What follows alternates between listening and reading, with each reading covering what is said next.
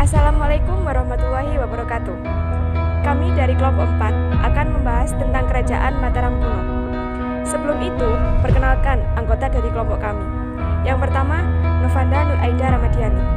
Yang kedua, Novemia Yohana Sinta Maharani. Dan yang ketiga, Ika Ryosi Pratama. Berikut penjelasannya. Tahukah kalian, menurut sejarah, pada pertengahan abad ke-8 di Jawa bagian tengah, berdiri sebuah kerajaan baru. Kerajaan itu dikenal dengan nama Mataram kuno. Kerajaan Mataram kuno atau disebut Bumi Mataram pada awalnya terletak di daerah Keradenan, Grobogan, Jawa Tengah. Daerah Mataram merupakan daerah agraris dan dikelilingi oleh banyak pegunungan dan di tengahnya banyak dialiri sungai besar, di antaranya Sungai Prawogo, Sungai Bogowonto, Sungai Elo, dan Sungai Bengawan Solo. Agar kita lebih paham tentang sejarah kerajaan Mataram kuno, berikut adalah pembahasannya. Sejarah kerajaan Mataram kuno. Wangsa Sanjaya kembali memegang tengku kepemerintahan setelah anak Raja Samaratungga, Pramodawardhani, menikah dengan Rakai Pikatan yang menganut agama Hindu. Pernikahan tersebut membuat Rakai Pikatan maju sebagai raja dan memulai kembali Wangsa Sanjaya. Rakai Pikatan juga berhasil menyingkirkan seorang anggota Wangsa Sailendra bernama Balaputra Dewa yang merupakan saudara Pramodawardhani.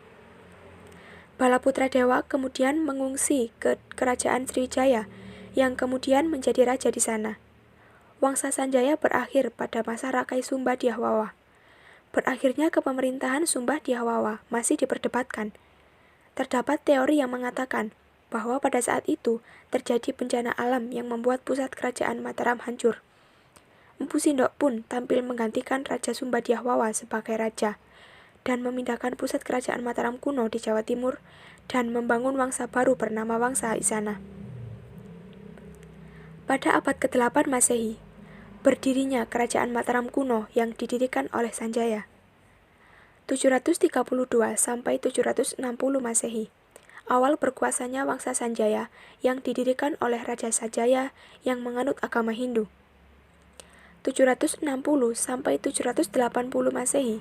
Awal berkuasanya Wangsa Sailendra yang dipimpin oleh Rakai Panangkaran yang menganut agama Buddha. 840 sampai 856 Masehi. Berkuasanya kembali Wangsa Sanjaya setelah Rakai Pikatan menikahi Pramodawardhani, anak Raja Samaratungga. 929 sampai 947 Masehi, awal berkuasanya Wangsa Isana pada masa pemerintahan Empu Sindok. Bukti sejarah kerajaan Mataram kuno. Prasasti Canggal ditemukan di halaman Candi Gunung Wukir di Desa Canggal pada tahun 732 Masehi, menggunakan huruf Pallawa dan bahasa Sanskerta. Isinya menceritakan tentang pendirian lingga atau lambang Siwa di desa Kunjarakunja oleh Raja Sanjaya. Dari prasasti Canggal dapat diketahui bahwa asal mula kerajaan Mataram kuno adalah dari Wangsa Sanjaya atau wangsa yang beragama Hindu. Prasasti Kalasan ditemukan di Desa Kalasan, Yogyakarta pada tahun 778 Masehi. Ditulis dalam huruf Pranagari atau India Utara dan bahasa Sanskerta. Isinya menceritakan pendirian bangunan suci untuk Dewi Tara dan biara untuk pendeta oleh Raja Panangkaran atas permintaan keluarga Sailendra. Dan Panangkaran juga menghadiahkan Desa Kalasan untuk para sangga atau umat Buddha. Prasasti Mantiasih ditemukan di Mantiasih, Kedu, Jawa Tengah, berangka tahun 907 Masehi dan menggunakan bahasa Jawa kuno. Isi dari prasasti ini yaitu daftar silsilah Raja Mataram yang mendahului Balitung, diantaranya Raja Sanjaya, Raja Panangkaran, Rakai Panunggalan, Rakai Warak, Rakai Garung, Rakai Pikatan, Rakai Kayuwangi, Rakai Watuhumalang, dan Rakai Watukurayah Balitung. Prasasti Klurak ditemukan di daerah Prambanan, berangka tahun 782 Masehi, menggunakan huruf Pranagari dan bahasa Sanskerta. Isinya menceritakan pembuatan Arca Manjusri oleh Raja India yang bergelar Sri Sangramadana-Jaya. Yang dimaksud Arca Manjusri adalah Candi Sewu yang terletak di Kompleks Candi Prambanan. Peninggalan berupa prasasti. Prasasti Sojomerto merupakan peninggalan Wangsa Sailendra yang ditemukan di Desa Sojomerto, Kecamatan Reban, Kabupaten Batang, Jawa Tengah. Prasasti ini beraksara Kawi dan berbahasa Melayu kuno. Yang kedua, Prasasti Kalasan. Yang ketiga, Prasasti Kelurak. Yang keempat, Prasasti Ratu Boko. Prasasti Ratu Boko adalah situs purbakala yang merupakan kompleks sejumlah sisa bangunan yang berada kira-kira 3 km di sebelah selatan dari Kompleks Candi Prambanan. Yang kelima, Prasasti Nalanda. Prasasti Nalanda merupakan sebuah prasasti yang didirikan oleh Raja Sriwijaya dengan Kerajaan Nalanda. Yang keenam, Prasasti Janggal. Yang ketujuh, Prasasti Mantiasi. Yang kedelapan, Prasasti Wanua Tengah Tiga adalah prasasti pada tahun 908 Masehi pada zaman Kerajaan Mataram kuno yang ditemukan November tahun 1983.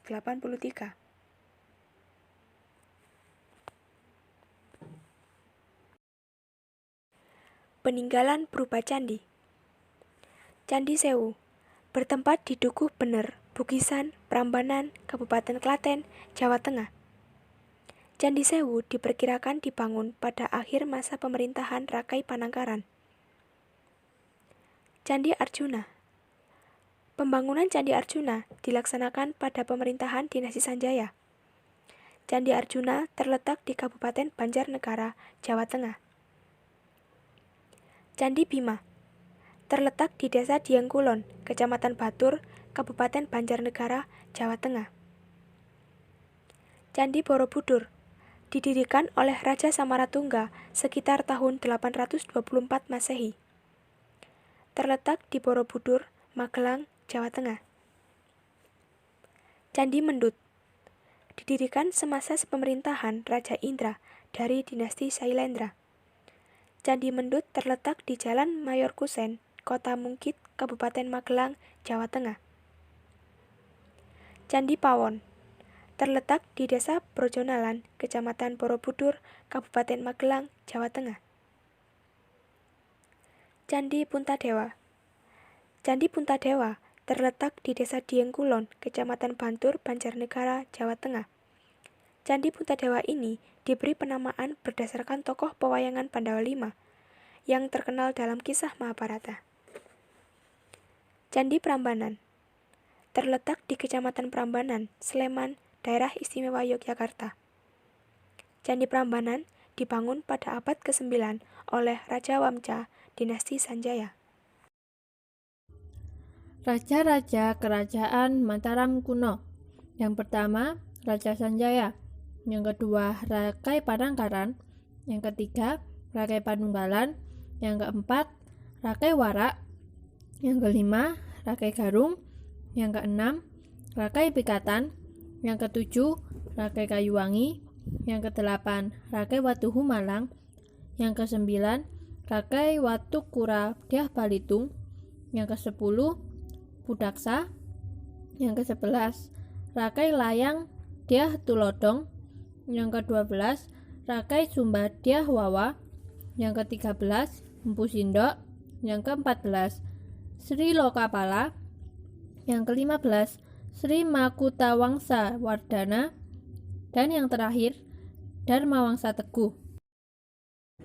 Pemerintahan Kerajaan Mataram kuno. Pendiri Kerajaan Mataram kuno adalah Raja Sanjaya. Raja Sanjaya memerintah pada tahun 732 Masehi sampai 760 Masehi. Selanjutnya, ada Rakai Panunggalan.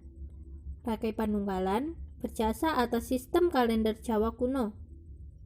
Perwujudan dari visi dan misinya yaitu catur guru. Rakai Panunggalan memerintah selama 20 tahun, yaitu pada tahun 780 Masehi sampai dengan 800 Masehi. Yang ketiga adalah Rakai Pikatan. Rakai Pikatan memegang kekuasaan Mataram kuno pada masa kejayaan dinasti Sanjaya. Pada masa itu, berhasil mengalahkan pasukan Balaputra Dewa, dan pada masa ini juga dibangun Candi Prambanan. Rakai Pikatan memerintah pada tahun 840 Masehi sampai 856 Masehi. Selanjutnya yaitu Dharmawangsa Teguh yang memerintah dari tahun 985 Masehi sampai 1007 Masehi. Dharmawangsa Teguh merupakan raja terakhir sebelum kerajaan Mataram kuno berakhir. Dinasti Sanjaya adalah dinasti yang berkuasa di Kerajaan Medang periode Jawa Tengah atau lazim disebut Kerajaan Mataram kuno. Raja-raja yang pernah memerintah dinasti Sanjaya. Yang pertama, Rakai Sri Mataram, Sang Ratu Sanjaya, yang memerintah pada tahun 732 Masehi sampai 760 Masehi. Yang kedua, Sri Maharaja Rakai Panangkaran, yang memerintah pada tahun 760 Masehi sampai 780 Masehi. Yang ketiga, Sri Maharaja Rakai Panunggalan, yang memerintah pada tahun 780 Masehi sampai 800 Masehi. Selanjutnya ada Sri Maharaja Rakai Warak, yang memerintah pada tahun 800 Masehi sampai 820 Masehi. Selanjutnya ada Sri Maharaja Rakai Garung, yang memerintah pada tahun 820 Masehi sampai 840 Masehi. Selanjutnya, Sri Maharaja Rakai Pikatan, yang memerintah pada tahun 840 Masehi sampai 856 Masehi. Dan yang selanjutnya adalah Sri Maharaja Rakai Kayuwangi, yang memerintah pada tahun 856 Masehi sampai 882 Masehi.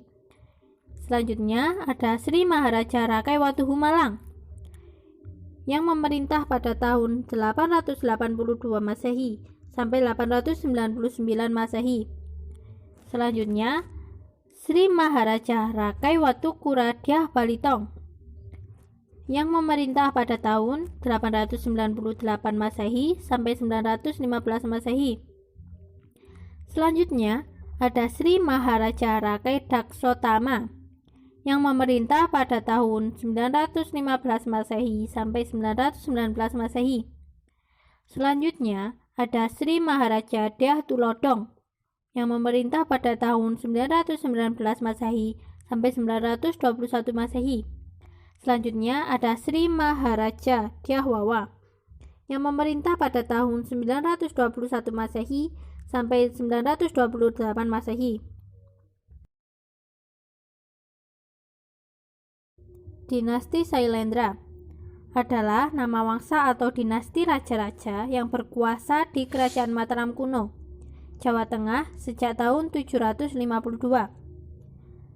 Raja-raja yang pernah memerintah di dinasti Sailendra adalah yang pertama, Banu, yang memerintah sejak tahun 752 Masehi sampai 775 Masehi. Yang kedua, Wisnu, yang memerintah pada tahun 775 Masehi sampai 782 Masehi. Yang ketiga, Indra, yang memerintah pada tahun 782 Masehi sampai 812 Masehi. Yang keempat, ada Samaratungga, yang memerintah pada saat 812 Masehi sampai 833 Masehi. Selanjutnya ada Pramowardhani, yang memerintah pada tahun 883 sampai 856 Masehi. Yang terakhir ada Balaputra Dewa, yang memerintah sejak 883 Masehi sampai 850 Masehi. Dinasti Isyana adalah sebuah dinasti yang berkuasa di Kerajaan Medang, periode Jawa Timur pada abad ke-10 sampai awal abad ke-11. Dinasti Isyana pernah dipimpin oleh raja-raja sebagai berikut. Yang pertama, Mpu Sindok, yang kedua, Sri Lokapala, yang ketiga, Sri Makutawangsawardhana, yang keempat, Dharma Wangsa Teguh. Kehidupan pada masa Kerajaan Mataram kuno. Kehidupan sosial. Kerajaan Mataram kuno, meskipun dalam praktek keagamaannya terdiri atas agama Hindu dan agama Buddha, masyarakat tetap hidup rukun dan saling toleransi. Sikap itu dibuktikan ketika mereka bergotong royong dalam membangun Candi Borobudur. Masyarakat Hindu yang sebenarnya tidak ada kepentingan dalam membangun Candi Borobudur, tetapi karena sikap toleransi dan gotong royong, maka mereka turut bekerja juga dalam pembangunan tersebut. Keteraturan kehidupan sosial di Kerajaan Mataram kuno juga dibuktikan adanya kepatuhan hukum pada semua pihak. Peraturan hukum yang dibuat oleh penduduk desa ternyata juga dihormati dan dijalankan oleh para pegawai istana. Semua itu bisa berlangsung karena adanya hubungan erat antara rakyat dan kalangan istana. Kehidupan politik. Untuk mempertahankan wilayah kekuasaannya, Mataram kuno menjalin kerjasama dengan kerajaan tetangga, misalnya Sriwijaya, Siam, dan India. Selain itu, Mataram kuno juga menggunakan sistem perkawinan politik. Dengan adanya perkawinan politik ini, maka jalinan kerukunan beragama antara Hindu atau Wangsa Sanjaya dan Buddha atau Wangsa Sailendra semakin erat. Kehidupan pemerintahan, yaitu yang pertama, sistem pemerintahannya adalah kerajaan digunakan sejak berdirinya Mataram kuno di abad ke-8 hingga abad ke-11. Yang kedua, di Mataram kuno terdapat beberapa bagian Raja Datu dan Sri Maharaja. Yang ketiga, sejarah abad ke-9 sudah menggunakan mata uang berupa emas dan perak untuk memiliki kegiatan perdagangan. Yang keempat, uang pada masa itu disebut tahil Jawa. Kehidupan kebudayaan. Bumi Mataram diperintah oleh dinasti Sanjaya dan Sailendra. Dinasti Sanjaya beragama Hindu dengan pusat kekuasaannya di utara. Hasil budayanya berupa candi-candi seperti Gedong Sanga dan Kompleks Candi Dieng. Sebaliknya, dinasti Sailendra beragama Buddha dengan pusat kekuasaannya di daerah selatan. Hasil budayanya seperti Candi Borobudur, Mendut, dan Pawon.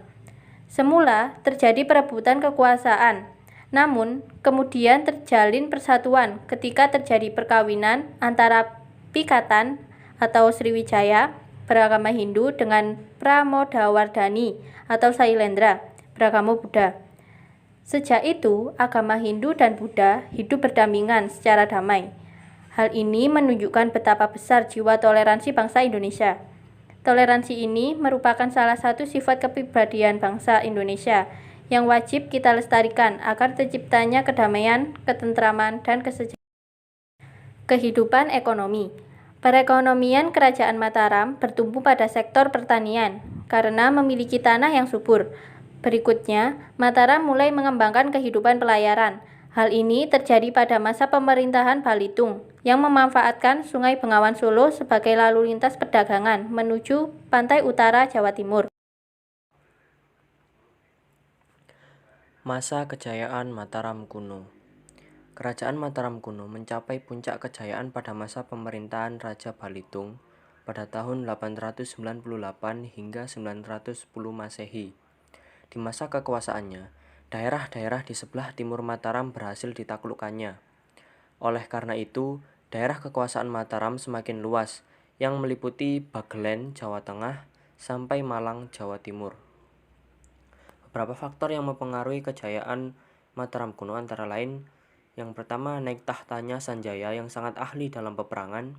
Yang kedua, pembangunan sebuah waduk Hujung Galuh di Waringin Sapta atau Waringin Pitu guna mengatur aliran sungai Brangas, sehingga banyak kapal dagang dari Benggala, Sri Lanka, hingga Burma dan lain-lain datang ke pelabuhan itu.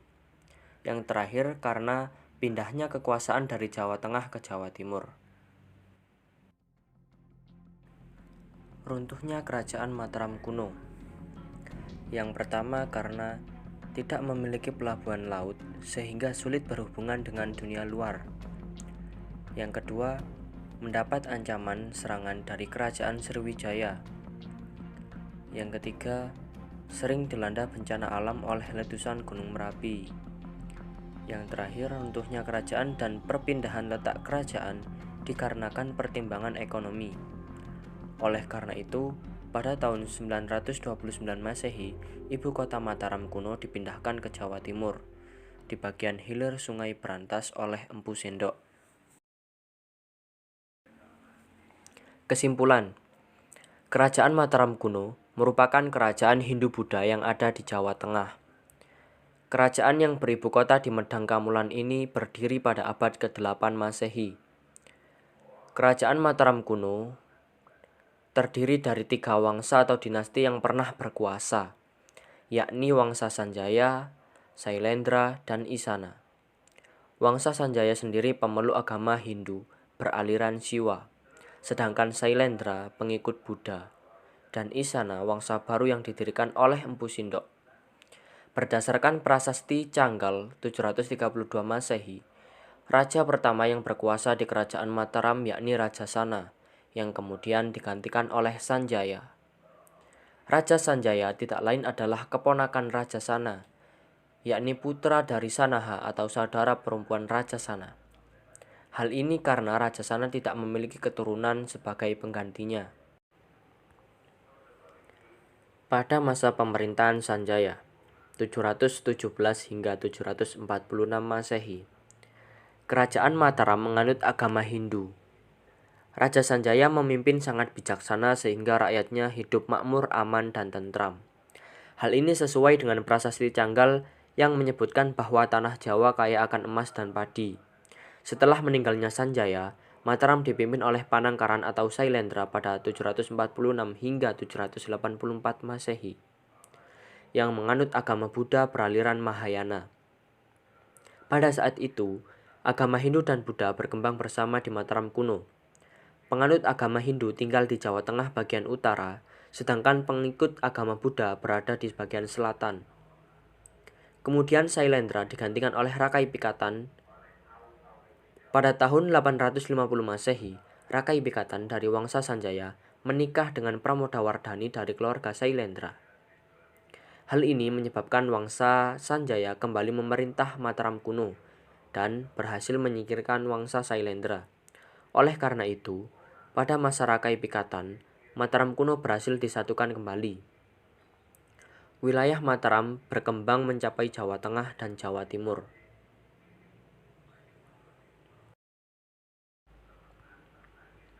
Setelah Empu Sindok, Mataram dipegang oleh Dharmawangsa, cicit Empu Sindok yang berkuasa pada tahun 990 hingga 1016 Masehi. Pada masa ini, Mataram kuno diserang oleh Sriwijaya atas dasar balas dendam Sriwijaya. Sejak Mataram dipegang oleh Rakai Pikatan. Akhirnya, pada tahun 1016 Masehi, Dharmawangsa meninggal di tangan Sriwijaya. Berakhirlah kerajaan Mataram kuno. Saran dari kelompok 4. Kita sebagai generasi muda harus mengetahui tentang sejarah kerajaan-kerajaan di Indonesia, agar kita lebih menghargai budaya-budaya kita di Indonesia yang sangat banyak. Menjaga peninggalan-peninggalan pada masa sebelum reformasi, agar kedepannya kita masih bisa berbagi dan melihat peninggalan serta kebudayaan kita nanti.